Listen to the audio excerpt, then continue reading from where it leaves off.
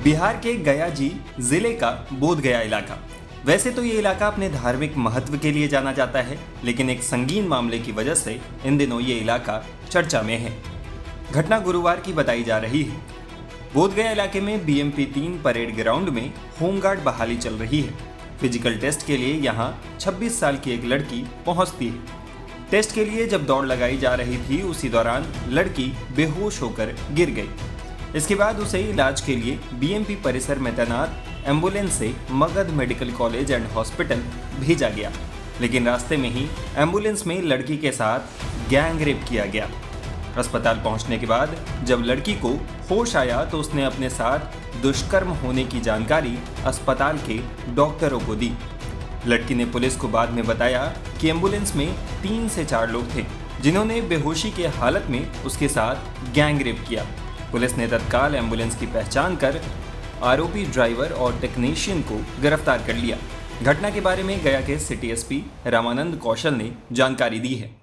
25 तारीख को बोधगया BMP 17 के परिसर में होमगार्ड बहाली में महिला अभ्यर्थियों की दौड़ थी और उसी क्रम में एक महिला अभ्यर्थी जो है मूर्छित होकर के गिर गई और काफ़ी प्रयास किया गया उसको वहीं पर रिकवर करने का, लेकिन बाद में उपस्थित व्यक्तियों ने उसे हॉस्पिटल ले जाने के लिए कहा और पुलिसकर्मियों और अनुपस्थित व्यक्तियों के सहयोग से उसे एम्बुलेंस में भेज करके और NMC भेजा गया। बाद में लगभग 2:30 बजे महिला अभ्यर्थी ने यह आरोप लगाया कि एम्बुलेंस में जो कर्मी थे उनके द्वारा उसके साथ दुर्व्यवहार और दुष्कर्म किया गया है और इस सूचना को प्राप्त होती हमने तुरंत अविलंब कार्रवाई की और उसका चिकित्सकीय परीक्षण प्राप्त किया और संदेह के आधार पर जो एम्बुलेंस कर्मी थी और ड्राइवर, जो टेक्नीशियन और ड्राइवर दोनों को डिटेन किया गया, उससे पूछताछ की गई। उसका जवाब संतोषजनक नहीं पाया गया है और महिला अभ्यर्थी ने उसकी पहचान भी की है और सभी एस्पेक्ट पर हम लोग विस्तृत जांच पड़ताल करके आगे कार्रवाई कर रहे हैं।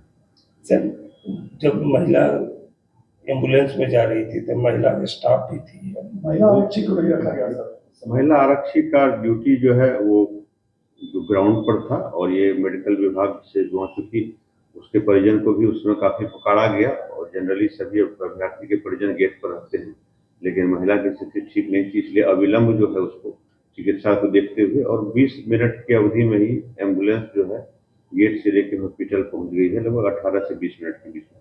इसी बीच में उसके साथ जो घटना घटी है उसको हम लोग हर एंगल पर CCTV के माध्यम से या अन्य भी पहलू से उसकी छानबीन कर रहे हैं। गिरफ्तार भी किए 2 व्यक्तियों, जो एम्बुलेंस चालक और जो टेक्नीशियन जो महिला को लेकर गया था, उसकी गिरफ्तारी की गई है और अन्य अगर कोई शामिल हैं या अन्य भी पहलू हैं तो उसकी छानबीन हम लोग कर रहे हैं। वहीं घटना के बाद बिहार में कानून व्यवस्था को लेकर विपक्षी दल नीतीश सरकार पर निशाना साध रही है। देखिए, बिहार के गया जी में महिला सिपाही बहाली में एक महिला बेहोश होती है और एम्बुलेंस से जब वो इलाज कराने जा रही हैं तो एम्बुलेंस पर ही उनका रेप हो रहा है। बिहार में चारों ओर चीख पुकार चित्कार बलात्कार से हाहाकार मचा है, अराजक स्थिति है। ये बिहार की निकम्मी सरकार सोई हुई है कान में तेल देकर।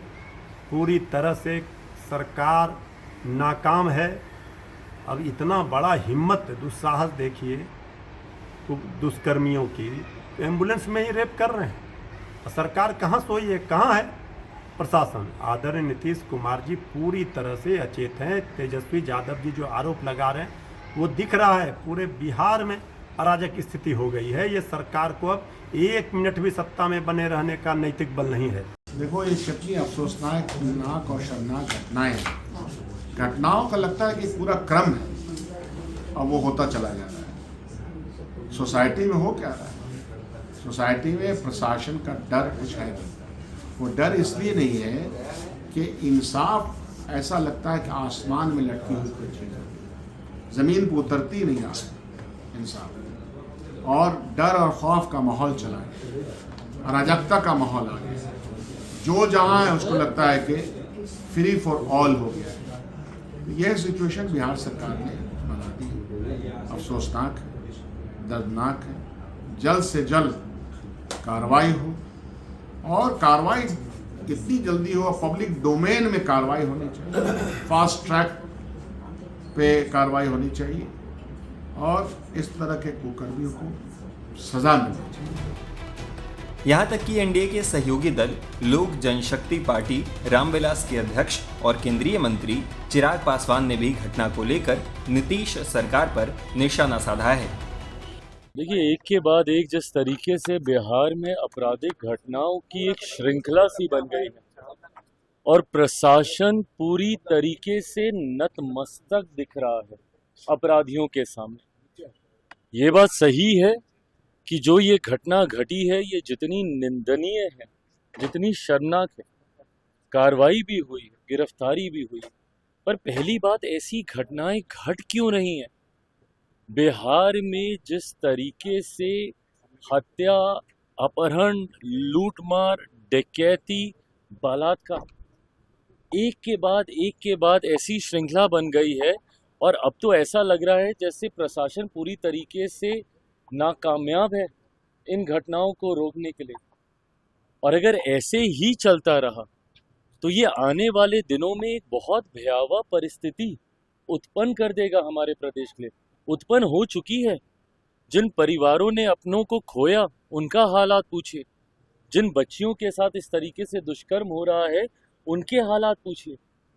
आज अगर इस तरीके की बातें भी कही जाती हैं कि चुनाव के कारण ऐसी गतिविधियों को असामाजिक तत्व अंजाम दे रहे हैं, अगर चुनाव भी एक कारण, और मैं भी मानता हूं कहीं ना कहीं कि संभवतः चुनाव भी एक कारण है, सरकार को बदनाम करने की साजिश के साथ संभवतः इन घटनाओं को अंजाम दिया जा रहा है, पर तब भी जिम्मेदारी तो प्रशासन की ही है ना इसको नियंत्रित करने की।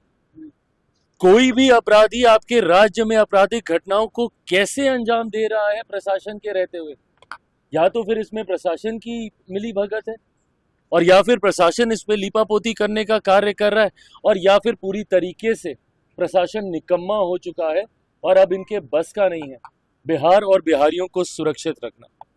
ऐसे में पुनः एक बार मैं बिहार सरकार से आग्रह करूंगा, जरूरी है